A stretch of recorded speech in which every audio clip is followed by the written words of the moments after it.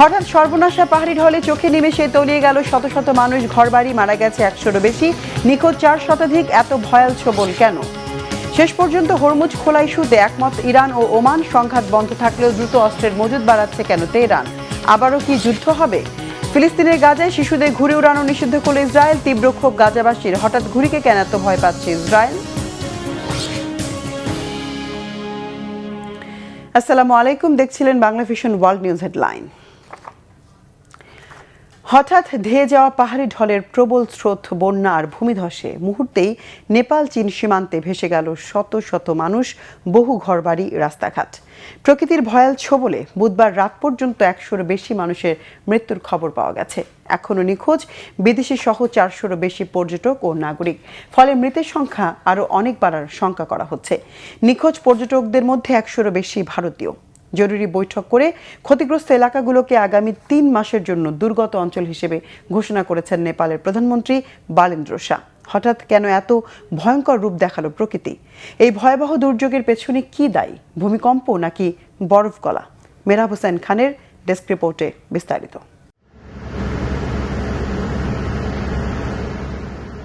দৃশ্যটি তিব্বতের গাইরং কাউন্টির, যেন সমুদ্র তীরবর্তী এলাকায় সুনামির দৃশ্য। উজানের ঢলে গা শিউরে ওঠা এই তাণ্ডব ধরা পড়ে ঘটনাস্থলের আশেপাশের নিরাপত্তা ক্যামেরায়। কিছু বুঝে ওঠার আগেই ভেসে যান শত শত মানুষ। রাস্তাঘাট ধসেই বিচ্ছিন্ন হয়ে পড়ে নেপালের সাথে সংযুক্ত গাইরং স্থলবন্দরের যোগাযোগ। একই অবস্থা চীন তিব্বত সীমান্তবর্তী নেপালেরও। ঢলের তোড়ে ভেসে যায় বিস্তীর্ণ এলাকা। প্রাণপণে দৌড়ে পালানোর চেষ্টাও কাজে লাগেনি। পানির ঢলে শক্তি এতটাই শক্তিশালী ছিল যে মুহূর্তেই ধসিয়ে দেয় সেতু, ভেসে যায় এর ওপরে থাকা যাত্রীবাহী বাস, প্রাইভেট কার সহ বিভিন্ন যানবাহন। এই বিভৎসতায় ব্যাপক প্রাণহানির আশঙ্কা করছে স্থানীয় প্রশাসন। এই ঢলের কারণ কি? কতটা ক্ষয়ক্ষতি হলো নেপালের? স্থানীয় সময় বুধবার সকালে নেপালের উত্তরাঞ্চলীয় ভোটেকোশি নদীতে ব্যাপক ঢল নামে। এতে কাঠমান্ডু থেকে প্রায় ১২৫ কিলোমিটার দূরে অবস্থিত তিব্বত সীমান্তবর্তী রসুয়া জেলায় বানের পানিতে ঘরবাড়ি, যানবাহন, সেতু সহ বিভিন্ন অবকাঠামোর ব্যাপক ক্ষয়ক্ষতি হয়, যেখানে প্রায় ৫০,০০০ মানুষের বসবাস। তিব্বত থেকে নেপালে ঢুকে এই রসুয়া জেলা দিয়েই বয়ে গেছে ভোটেকোশি নদী। ক্ষতিগ্রস্ত হয়েছে তিব্বত লাগোয়া রসুয়া, নোয়াকোট, ধাদিং, চিতওয়ান সহ নেপালের ৬টি জেলা।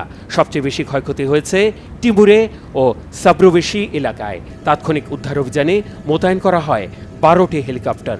টিমুরে এলাকায় আটকে পড়াদের উদ্ধারে হেলিকপ্টার পাঠানো হলেও হেলিপ্যাড ভেসে যাওয়ায় তা নামতে পারেনি। কমপক্ষে ৩৮৫ জন নিখোঁজ পর্যটকের মধ্যে ১০৯ জনই ভারতের। এদের মধ্যে যুক্তরাজ্য, দক্ষিণ আফ্রিকা, অস্ট্রেলিয়া, নেদারল্যান্ডসের নাগরিকও রয়েছেন। নেপালের বিদ্যুৎ কর্তৃপক্ষ জানিয়েছে, বন্যায় রাসুয়াগাড়ি, চিলিমে, ত্রিশুলি ৩-এর জলবিদ্যুৎ প্রকল্প ক্ষতিগ্রস্ত হয়েছে। ২২০ কিলোভোল্ট বিদ্যুৎ উপকেন্দ্র এবং একাধিক সঞ্চালন ও বন্টন অবকাঠামো ক্ষয়ক্ষতির মুখে পড়েছে। স্থানীয় প্রশাসন জানিয়েছে, ত্রিশুলি নদী তীরবর্তী এলাকায় পানির স্তরের উচ্চতা বাড়তে পারে। নোয়াকোট ও ধাদিং জেলার বিভিন্ন এলাকাতেও সতর্কতা জারি করা হয়েছে। গণ্ডক নদীর পানি বিপদসীমার উপর দিয়ে বইছে। এতে ৯ থেকে ১০ ফুট উঁচু ঢেউয়ের আশঙ্কা করছেন আবহাওয়াবিদরা।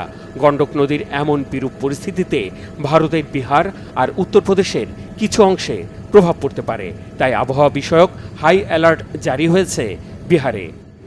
জরুরি বৈঠক করে দুর্যোগ মোকাবেলার দিক নির্দেশনা দিয়েছেন নেপালের প্রধানমন্ত্রী বালেন্দ্র শাহ। তার সাথে কথা বলে খোঁজ খবর নিয়ে নেপালের বিপর্যয়ে পাশে থাকার আশ্বাস দিয়েছেন ভারতের প্রধানমন্ত্রী নরেন্দ্র মোদী। ধারণা করা হচ্ছে, কোনো হিমবাহ হ্রদ ফেটে, অস্থায়ী জলাধার বা বাঁধ ভেঙে অথবা প্রবল বৃষ্টির কারণে আচমকা ঢল নামায় এমন দুর্যোগের মুখে পড়েছে নেপাল ও তিব্বতের সীমান্তবর্তী এলাকা।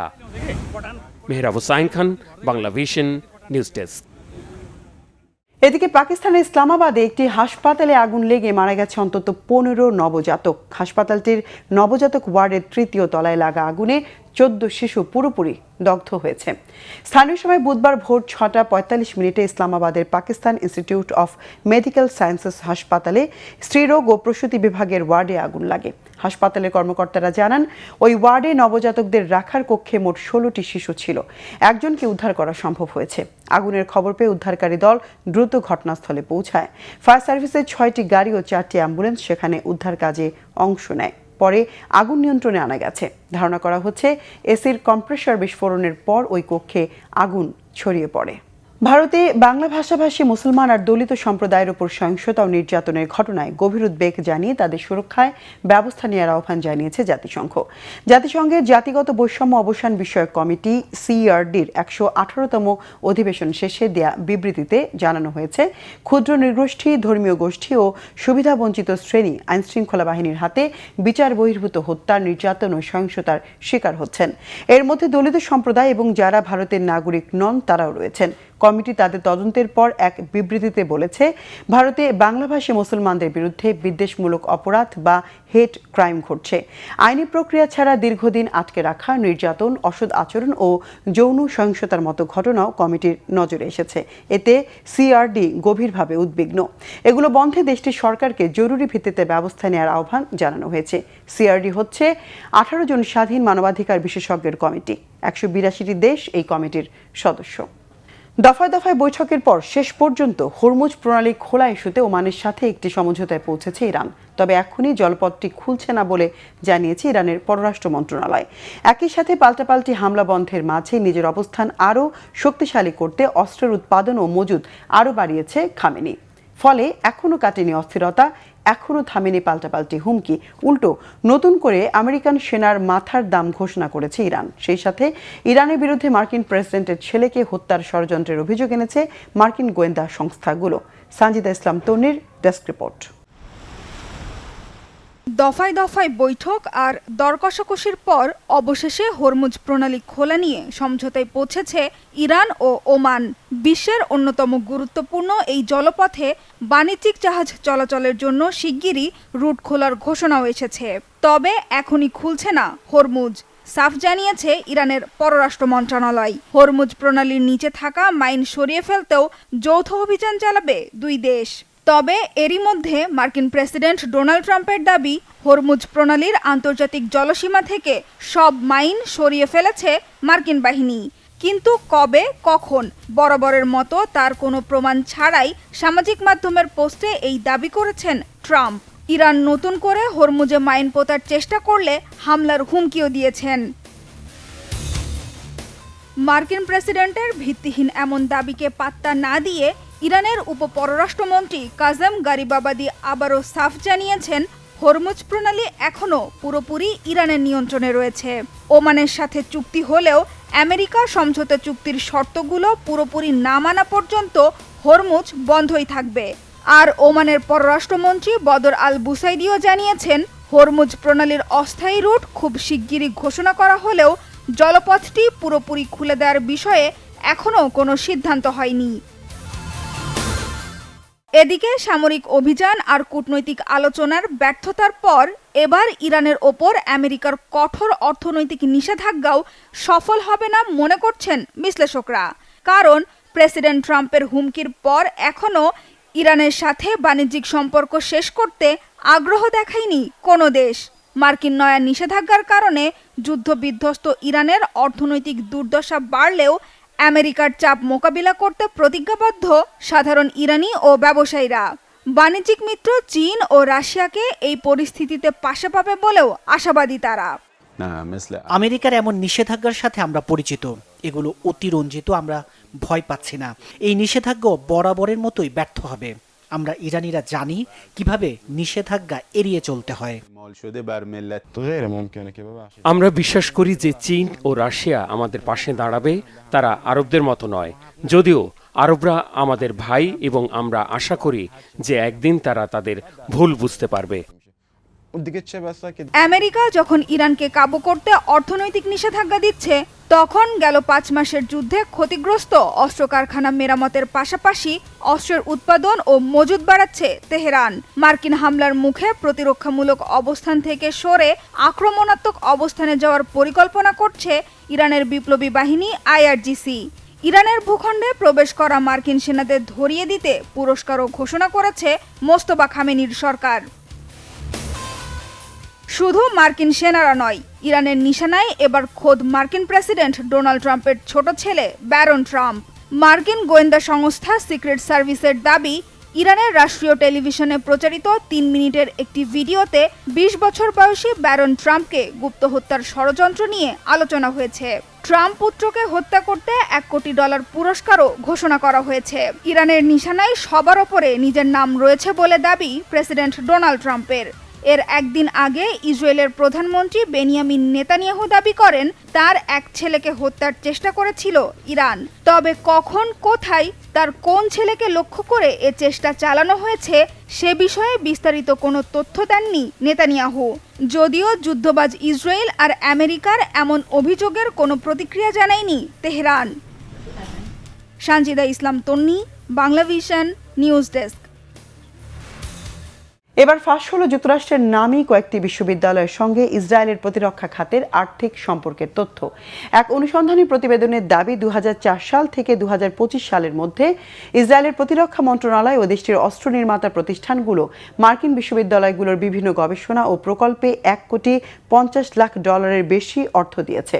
তবে এই অর্থায়নের বড় একটি অংশ যুক্তরাষ্ট্রে থাকা সরকারি ডাটাবেজে নিয়মিতভাবে প্রকাশ করা হয়নি। বিস্তারিত মীর ফজলে রাব্বির ডেস্ক রিপোর্টে। খোলা চোখে যা জ্ঞান চর্চার তীর্থভূমি, আড়ালে তা আধুনিক যুদ্ধাস্ত্রের পাওয়ার হাউস। হার্ভার্ড কিংবা MITর মতো বিশ্বসেরা বিদ্যাপীঠগুলোর সবুজ ক্যাম্পাস এখন ব্যবহার হচ্ছে ইসরায়েলি অস্ত্র তৈরির একাডেমি হিসেবে। গত 2 দশকে আমেরিকান শীর্ষ বিশ্ববিদ্যালয়গুলোতে কোটি কোটি ডলার ঢেলেছে ইসরায়েলি প্রতিরক্ষা খাত। কিন্তু শিক্ষা ও গবেষণার বদলে এই বিনিয়োগের অর্থ ব্যয় হচ্ছে যুদ্ধ কৌশলের পেছনে।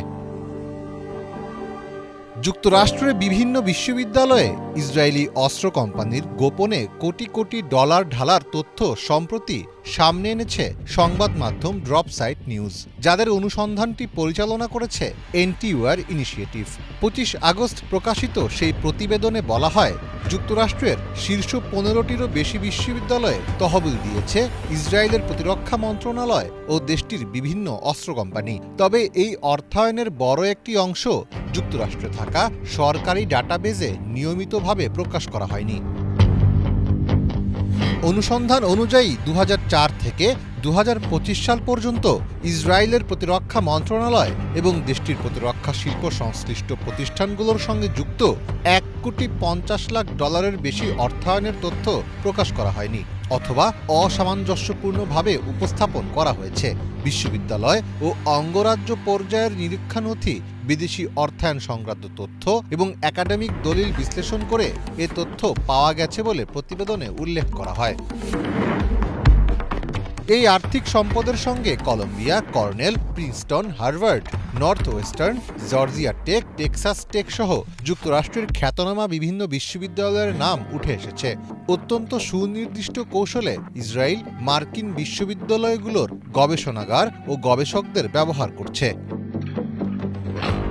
কানেকটিকাট ইউনিভার্সিটিতে স্বল্প ও মাঝারি পাল্লার ক্ষেপণাস্ত্রের লক্ষ্যবস্তু নিয়ে গবেষণার জন্য অর্থায়ন করেছে ইসরায়েলি প্রতিরক্ষা মন্ত্রণালয়। শুধু এই একটি প্রজেক্টেই প্রায় $6,68,000 তহবিল দেওয়া হয়েছে। সরকার ছাড়াও ইসরায়েলের শীর্ষ 3 অস্ত্র উৎপাদনকারী জায়ান্ট এলবিট সিস্টেম, রাফায়েল এবং ইসরায়েল অ্যারোস্পেস ইন্ডাস্ট্রিজ সরাসরি বিভিন্ন ল্যাবে গবেষণা বরাদ্দ দিয়েছে।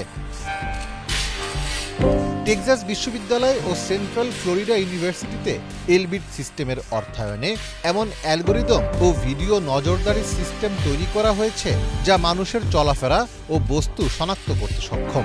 এই প্রযুক্তি মূলত যুদ্ধের ময়দানে নজরদারি করতে ব্যবহৃত হয়। অনেক ক্ষেত্রে সরাসরি সামরিক প্রজেক্টের নাম না দিয়ে টিউশন ফি, ফেলোশিপ বা স্কলারশিপ হিসেবে বিশ্ববিদ্যালয়ে অর্থ পাঠানো হয়। বিশ্লেষকদের মতে ইসরায়েল মূলত মার্কিন বিশ্ববিদ্যালয়গুলোর মেধা, আধুনিক ল্যাব ও প্রফেসরদের কম খরচে ভাড়া করে নিজস্ব সামরিক শক্তির উন্নয়ন ঘটাচ্ছে। এর মাধ্যমে তারা একদিকে নিজেদের আইনি ঝুঁকি কমাচ্ছে, অন্যদিকে যুক্তরাষ্ট্রের শিক্ষা ব্যবস্থায় নিজেদের সুদূর প্রসারী প্রভাব বজায় রাখছে। মীর ফজলে রাব্বি, বাংলাদেশ।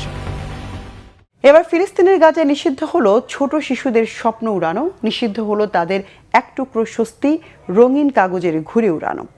নারী শিশুদের হত্যার পাশাপাশি শিশুদের ছোট ছোট আনন্দ, স্বস্তি আর স্বপ্নটুকু মেরে ফেলতে চাচ্ছে গণহত্যাকারী বর্বর ইসরায়েল। আর তাই হামলার অজুহাত দিয়ে শিশুদের ঘুড়ি উড়ানো নিষিদ্ধ করল নেতানিয়াহু সরকার। তাদের দাবি, ঘুড়িতে ড্রোন বেঁধে হামলা হতে পারে ইসরায়েলে। তাদের এই নির্মমতায় ক্ষুব্ধ গাজাবাসীর অভিযোগ, অক্টোবরে ইসরায়েলের আসন্ন নির্বাচনে জয় পেতে ফিলিস্তিন যুদ্ধ জিয়ে রাখতে চায় নেতানিয়াহু সরকার। নাইম আহমেদের ডেস্ক রিপোর্ট। عشان كاتس يرضى ها عشان ترامب يرضى ها بدهم يحرمونا الشغله اللي بنحبها প্রচণ্ড রাগ আর ক্ষোভে রং বেরঙের এই ঘুড়িগুলো ছিঁড়ে ফেলছে যুদ্ধবিধ্বস্ত ফিলিস্তিনের গাজার এই অবুঝ শিশু। বোমার শব্দ আর বাতাসে বারুদ ও লাশের গন্ধের মাঝে স্বজন আর ঘরহারা গাজার শিশুদের কাছে এই ঘুড়ি ছিল এক টুকরো স্বস্তি। ইসরায়েলের নৃশংস আগ্রাসন আর মৃত্যু ভয়ের মাঝে এই শিশুরা চেয়েছিল দম বন্ধ করা বন্দি দশা থেকে মুক্ত হতে, চেয়েছিল বারুদ বিস্ফোরক নেই ছোট এই রঙিন কাগজ দিয়ে একটু বাঁচার আকুতি। তাও যেন মানতে পারেনি গণহত্যাকারী ইসরায়েল। পরমাণু অস্ত্রের ভয় দেখানো নেতানিয়াহুর বাহিনী এখন কাঁপছে এই ঘুড়ি দিয়ে হতে পারে ড্রোন হামলা। তাই এই ঘুড়ি দিয়ে গাজা থেকে ইসরায়েলের ড্রোন হামলার অজুহাত দেখিয়ে ঘুড়ি উড়ানো নিষিদ্ধ করেছে বর্বর ইসরায়েল। গত রবিবার এক যৌথ বিবৃতিতে ইসরায়েলি প্রধানমন্ত্রী বেনিয়ামিন নেতানিয়াহু এবং প্রতিরক্ষামন্ত্রী ইসরায়েল কাটস হুমকি দিয়েছেন, গাজা থেকে ঘুড়ি, ড্রোন বা বেলুন উড়ানো বন্ধ না হলে কঠোর সামরিক পদক্ষেপ নেওয়া হবে। এমনকি যেসব এলাকা থেকে এগুলো উড়ানো হবে সেই স্থানগুলো খালি করার নির্দেশ এবং টার্গেট করে হত্যার হুমকিও দেওয়া হয়েছে। সবচেয়ে মর্মান্তিক বিষয় হলো, ইসরায়েলি সামরিক বাহিনী নিজেই স্বীকার করেছে যে উদ্ধার করা ঘুড়িগুলোতে কোনো বিস্ফোরক বা দাহ্য পদার্থ ছিল না, এগুলো নিছকই শিশুদের খেলনা। তা সত্ত্বেও এই ইস্যুকে কেন্দ্র করে দক্ষিণ খান ইউনিস এবং দেইর আল বালাহের আল আকসা হাসপাতাল চত্বরের তাঁবুতে আবারও বিমান হামলা চালিয়েছে ইসরায়েল। কেড়ে নেওয়া হয়েছে তাজা প্রাণ। রাজনৈতিক বিশ্লেষকদের মতে, পরমাণু অস্ত্রধারী একটি রাষ্ট্র যখন শিশুদের কাগজের ঘুড়িকে জাতীয় নিরাপত্তা হুমকি হিসেবে দেখে, তখন তা কেবল রাজনৈতিক দেউলিয়াত্ব প্রকাশ করে। বিশ্লেষকদের অভিযোগ, যুদ্ধবিরতি চুক্তি এড়াতে, রাজনৈতিক ফায়দা লুটতে এবং গাজায় সামরিক আগ্রাসন টিকিয়ে রাখতেই এই মিথ্যা বা ঠুনকো সংকট তৈরি করেছে দখলদার গণহত্যাকারী নেতানিয়াহু সরকার। ইসরায়েলি এই চরম হুমকির মুখে বাধ্য হয়ে গাজার অভিভাবকরা তাদের শিশুদের ঘুড়ি উড়াতে নিষেধ করে দিচ্ছেন। নিজের সন্তানের জীবন বাঁচাতে এই পথে হাঁটা ছাড়া আর কোনো উপায় দেখছেন না গাজার বাসিন্দারা। তবে অনেকেই জানিয়েছেন আক্ষেপ। শিশুদের জীবনের কথা ভেবে আমরা ঘুড়ি ওড়ানো, কাগজের ঘুড়ি ওড়ানো বন্ধ করার সিদ্ধান্ত নিয়েছি। ওরা আমাদের সন্তান, আমাদের ছেলে মেয়ে, এবং আমরা তাদের জীবন নিয়ে ঝুঁকি নিতে পারি না। দখলদার বাহিনী ঘুড়ি ওড়ানো নিষিদ্ধ করার সিদ্ধান্ত নিয়েছে, তাই আমরা প্রশাসন থেকে ব্যাপক আলোচনার পর এই কার্যক্রম বন্ধের সিদ্ধান্ত নিয়েছি, কারণ দখলদার বাহিনী শিশুদের লক্ষ্যবস্তু বানাবে।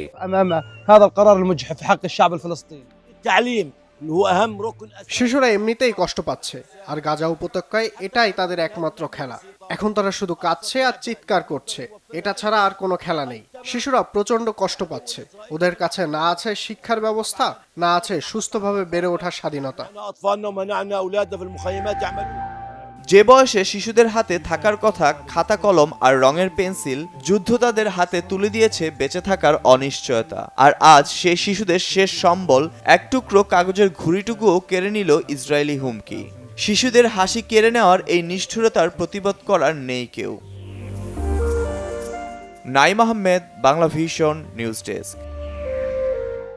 12ই রবিউল আউয়াল পবিত্র এই দিনেই পৃথিবীতে আগমন করেছিলেন মহানবী হযরত মুহাম্মদ সাল্লাল্লাহু আলাইহি ওয়াসাল্লাম।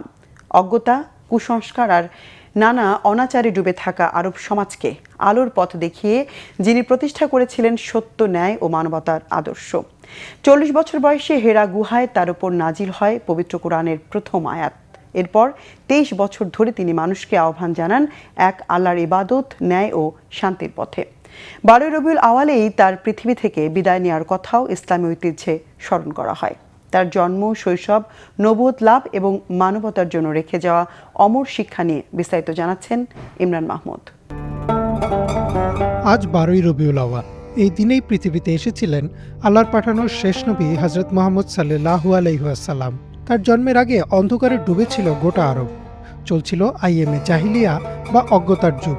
শুধু আরব না, সম্পূর্ণ বিশ্বকে আলো ও মুক্তির পথ দেখাতে 570 খ্রিস্টাব্দের আজকের এই দিনেই মহান আল্লাহ তার শেষ রাসূল মুহাম্মদ সাল্লাল্লাহু আলাইহি ওয়াসাল্লামকে পাঠান পৃথিবীর বুকে। মহানবী সাল্লাল্লাহু আলাইহি ওয়াসাল্লামের জন্ম তৎকালীন মক্কার প্রভাবশালী কুরাইশ গোত্রে। জন্মের কিছুদিন আগেই তার পিতা আব্দুল্লাহ মারা যান। মা আমিনার ভালোবাসায় বড় হতে থাকেন তিনি।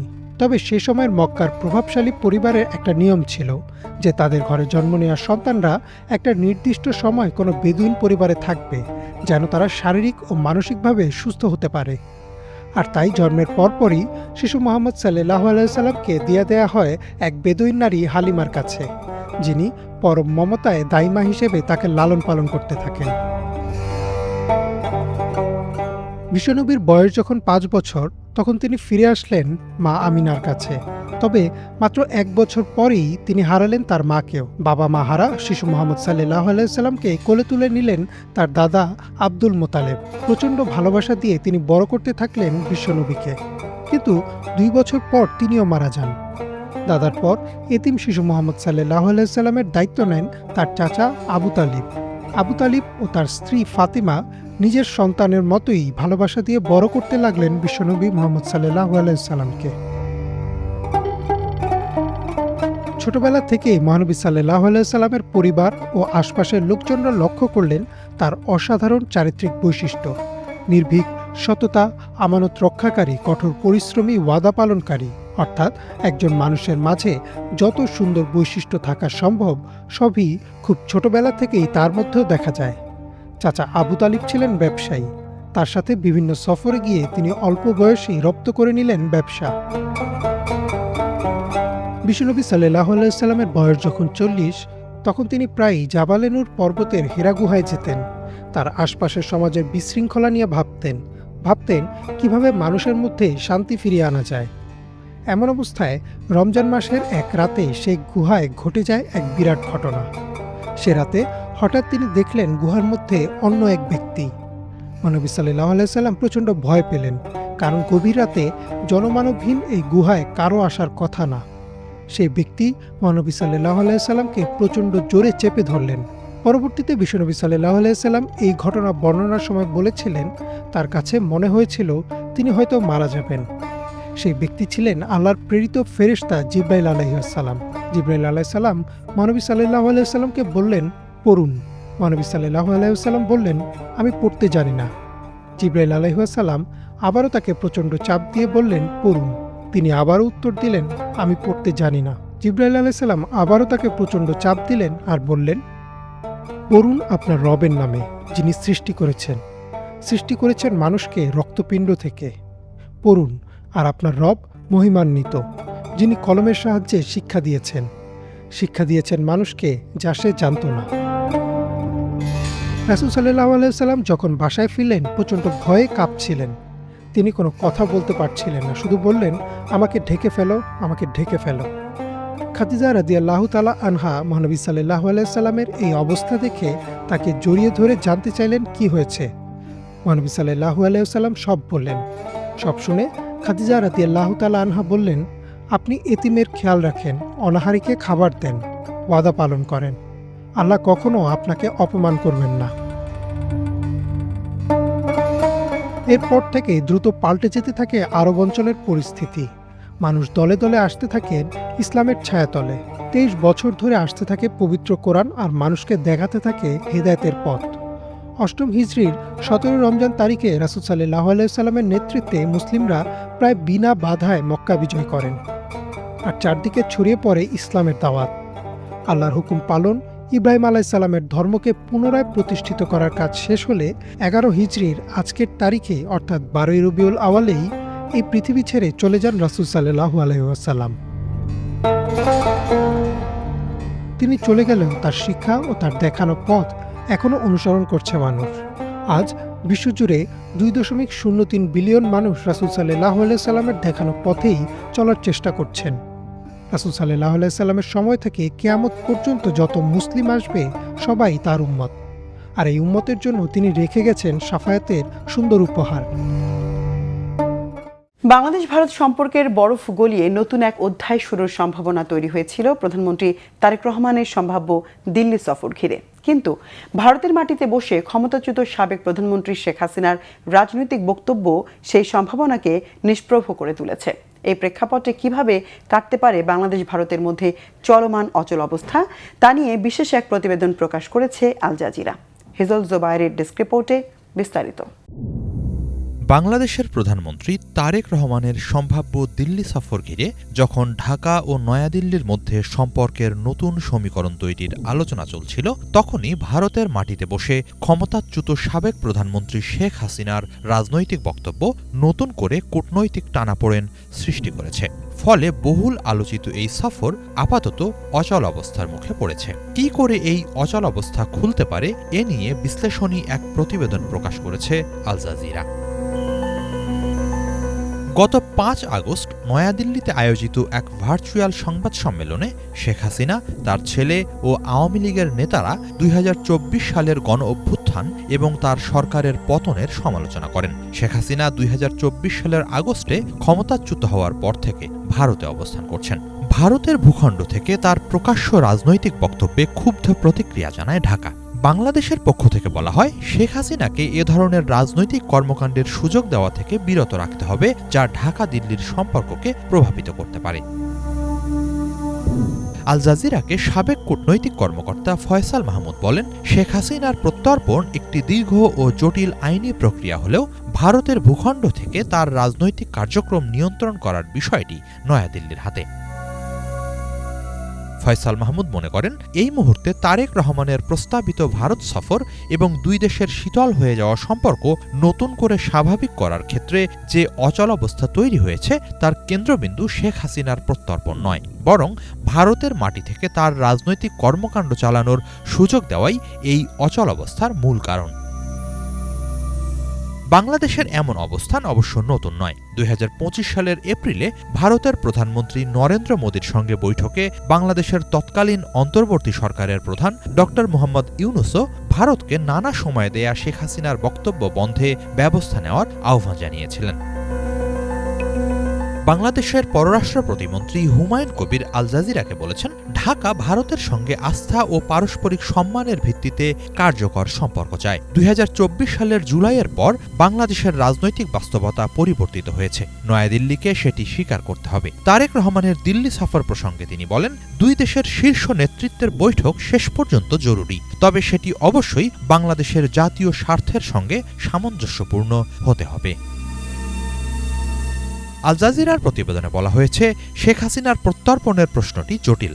বাংলাদেশের 2024 সালের ডিসেম্বরে 2013 সালের বাংলাদেশ ভারত প্রত্যর্পণ চুক্তির অধীনে তাকে ফেরত চেয়ে আনুষ্ঠানিক অনুরোধ জানায়। ভারত বলছে, বিষয়টি আইনি প্রক্রিয়ায় পর্যালোচনা করা হচ্ছে। তবে রাজনৈতিক বিরোধ সত্ত্বেও বাস্তবতা হলো, দুই দেশের কেউই দীর্ঘদিন দূরত্ব বজায় রাখতে পারবে না। 4000 কিলোমিটারেরও বেশি যৌথ সীমান্ত, বছরে $12 বিলিয়ন বেশি বাণিজ্য এবং নিরাপত্তা ও আঞ্চলিক যোগাযোগের প্রশ্নে বাংলাদেশ ও ভারতের পারস্পরিক নির্ভরতা গভীর। বাংলাদেশ চীন, যুক্তরাষ্ট্র, তুরস্ক ও পাকিস্তানের সঙ্গে সম্পর্ক সম্প্রসারণ করলেও ভারতের কৌশলগত গুরুত্ব কমার সুযোগ নেই। বর্তমান সংকটের সমাধানে সবচেয়ে গুরুত্বপূর্ণ প্রশ্ন হয়ে উঠেছে, ভারত কি শেখ হাসিনার রাজনৈতিক কর্মকাণ্ডের ওপর নিয়ন্ত্রণ আরোপ করে ঢাকাকে কোনো ইতিবাচক বার্তা দেবে? সেই বার্তাই হয়তো তারেক রহমানের দিল্লি সফরের পথ খুলে দিতে পারে। আল জাজিরার বিশ্লেষণও ইঙ্গিত দিচ্ছে, সম্ভবত শেষ পর্যন্ত ভূগোল ও জাতীয় স্বার্থই দুই প্রতিবেশীকে আবারও আলোচনার টেবিলে ফিরিয়ে আনবে। হিজল জোবায়ের, বাংলা ভিশন। আমেরিকার শুল্কের জবাবে এবার মার্কিন পণ্যের ওপর পাল্টা সর্বোচ্চ 50% শুল্ক আরোপ করেছে কানাডা। যুক্তরাষ্ট্রের প্রায় 27.6 বিলিয়ন ডলার সমমূল্যের পণ্যের উপর কার্যকর হবে এই নতুন শুল্ক। আগামী 8 সেপ্টেম্বর থেকে যুক্তরাষ্ট্র থেকে আমদানি করা প্রায় 700 ধরনের পণ্যে 15, 25 ও 50% পর্যন্ত শুল্ক কার্যকর হবে। মঙ্গলবার কানাডার সরকার ঘোষণা দেয়, নতুন শুল্কে যুক্তরাষ্ট্রের ইস্পাত, অ্যালুমিনিয়াম, আসবাবপত্র ও পোশাকের মতো কয়েকটি গুরুত্বপূর্ণ পণ্যে সর্বোচ্চ 50% শুল্ক বসবে। পনির, গৃহস্থালী সরঞ্জাম ও কিছু সামুদ্রিক খাবারে 25% এবং ইলেকট্রনিক্স পণ্য ও যন্ত্রপাতিতে 15% শুল্ক আরোপ করা হবে। নতুন শুল্কের পাশাপাশি যুক্তরাষ্ট্রের বাণিজ্য নীতিতে ক্ষতিগ্রস্ত শ্রমিক ও শিল্প খাতকে সহায়তায় 7.5 বিলিয়ন কানাডিয়ান ডলারের একটি নতুন ও বর্ধিত প্যাকেজ ঘোষণা করেছে কানাডা সরকার। 12 লাখ টাকা জমিয়েছিলেন প্রায় 8 বছর ধরে গয়না কেনার জন্য, তাও স্বামীর কাছ থেকে লুকিয়ে। কিন্তু শেষ পর্যন্ত সাধের গয়না কেনা হলো না হতভাগ্য সেই নারীর। টাকার বাক্স খুলতে স্তব্ধ স্বামী স্ত্রী। 12 লাখ টাকার সব নোট হয়ে গেল কাগজকুচি। কিভাবে হলো এমনটা? ডেস্ক রিপোর্টে জানাচ্ছেন মোর্শেদ আলম। গয়না বানাবেন এ স্বপ্নে স্বামীর কাছ থেকে লুকিয়ে 8 বছর ধরে টাকা জমিয়েছিলেন এক নারী। একটু একটু করে সঞ্চয় করে জমিয়েছিলেন 12 লাখ টাকা। কিন্তু সেই সঞ্চয় খুলে দেখতেই মাথায় হাত। টাকা নেই, বাক্সে ভর্তি শুধু কাগজ কুচি। সংবাদ মাধ্যম সূত্রে জানা গেছে 2019 সাল থেকে জমানো টাকা একটি বাক্সে লুকিয়ে রেখেছিলেন ওই নারী। সম্প্রতি সেই টাকা বের করে গয়না কিনতে যাবেন বলে ঠিক করেছিলেন, কিন্তু বাক্স খুলতে দেখতে পান নোটগুলো কুচি কুচি হয়ে ছড়িয়ে আছে। তা দেখে কান্নায় লুটিয়ে পড়েন তিনি। তবে তার স্বামী খুঁজে খুঁজে কিছু ভালো টাকা সংগ্রহ করলেও তাদের চোখে মুখে ফুটে ওঠে হতাশা। ধারণা করা হচ্ছে বাক্সের ভেতরে ঢুকে ইঁদুরই নষ্ট করেছে পুরো সঞ্চয়। ভারতের উত্তরপ্রদেশের গন্ডার ঘটনাটি ছড়িয়ে পড়ার পর ভিডিওটিতে দেখা যায় ঘাসের উপর 2 বস্তা ছেঁড়া নোট ছড়িয়ে রাখা হয়েছে। কয়েকজন সেগুলো নেড়েচেড়ে দেখছেন যদি কোনো নোট উদ্ধার করা যায়। পাশে দাঁড়িয়ে থাকতে দেখা যায় কয়েকটি শিশুকেও। এতদিন স্বামীর কাছ থেকে লুকিয়ে রাখা সঞ্চয়ের এমন পরিণতি দেখে শেষ পর্যন্ত বাধ্য হয়েই পুরো ঘটনা স্বামীকে জানান ওই নারী। তবে 12 লাখ টাকা হারানোর ধাক্কা সামলানো এখন কঠিন হয়ে পড়েছে পরিবারটির। মোর্শেদ আলম, বাংলা ভিশন। দর্শক, এই ছিল আজকের মতো। সাথে থাকায় ধন্যবাদ।